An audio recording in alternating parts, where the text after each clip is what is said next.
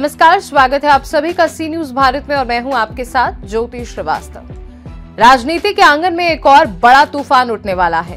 कांग्रेस के नेतृत्व में इंडिया अलायंस ने राज्यसभा के सभापति जगदीप धनखड़ के खिलाफ अविश्वास प्रस्ताव लाने की योजना तैयार कर ली है।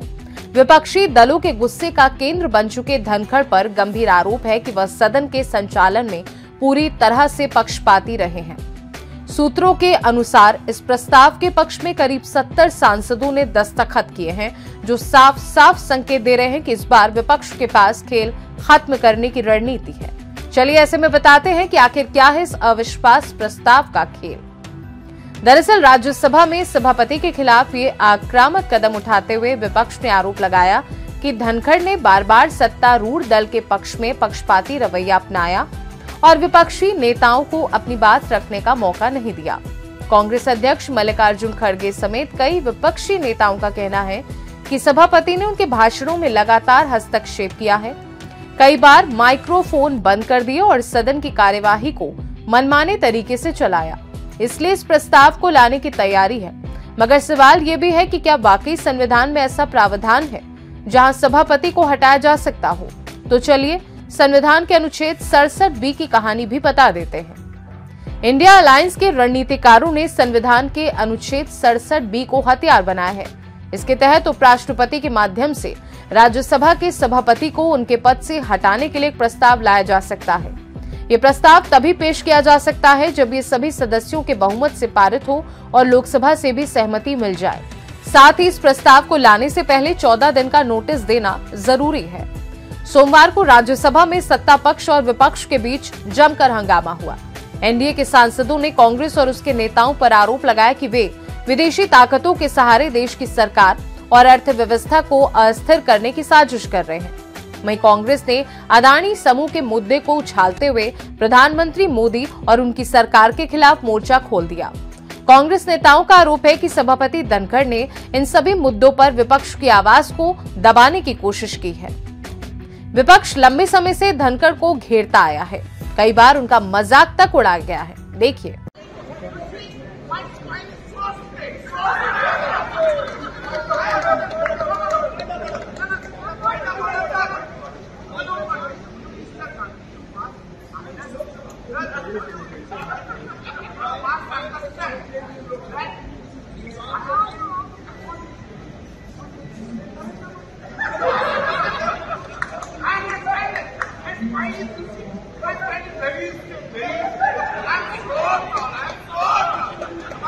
वहीं ऐसा भी नहीं है कि हमेशा विपक्ष ही धनखड़ के खिलाफ खड़ा हुआ है।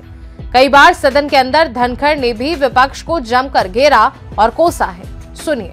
मैंने कुछ देर पहले एक टीवी चैनल पर देखा है, गिरावट की कोई हद नहीं है, गिरावट की कोई हद नहीं है। आपके एक बड़े नेता एक सांसद के असंसदीय व्यवहार को वीडियो कर रहे थे। आपसे भी बहुत बड़े नेता हैं वो। मैं तो यही कह सकता हूं, सद्बुद्धि आए। कुछ तो सीमा होती होगी, कुछ जगह तो बख्शो, कुछ जगह तो बख्शो।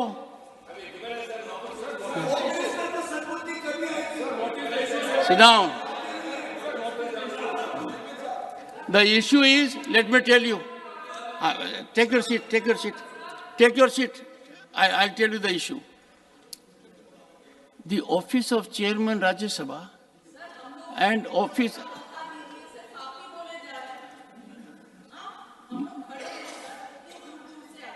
मैम आपका एक सेकेंड बैठिए बैठिए बैठिए बैठिए बैठिए। मैम आज मेरे मन में विचार आया, नो सॉरी, सुनिए दीपेंद्र जी बैठिए। Office of chairman Rajya Sabha and office of speaker is very different. Political parties will have their cross currents, they will have exchanges, but imagine a senior leader of your party videographing another member of another party, mimicry of the chairman, mimicry of speaker. How ridiculous, how shameful, how unacceptable. अब यही सब वजह बन गई है इस राजनीतिक घमासान की।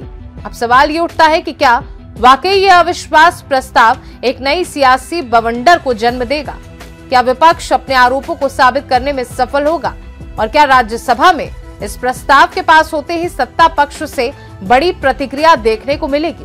विपक्ष का ये कदम क्या सिर्फ राजनीतिक रसाकशी है या ये सत्ता के खिलाफ एक मजबूत चुनौती का आगाज है? कुल मिलाकर देखा जाए तो इंडिया अलायंस का ये कदम राजनीति के बड़े खेल को एक नई दिशा दे सकता है और जगदीप धनखड़ के लिए ये संकट का समय हो सकता है। अब ये देखना होगा कि सियासी दावपेच का ये खेल आखिरकार किसकी जीत में बदलता है। इस खास रिपोर्ट में बस इतना ही। देश दुनिया की बाकी खबरों को जानने के लिए आप देखते रहिए सी न्यूज़ भारत।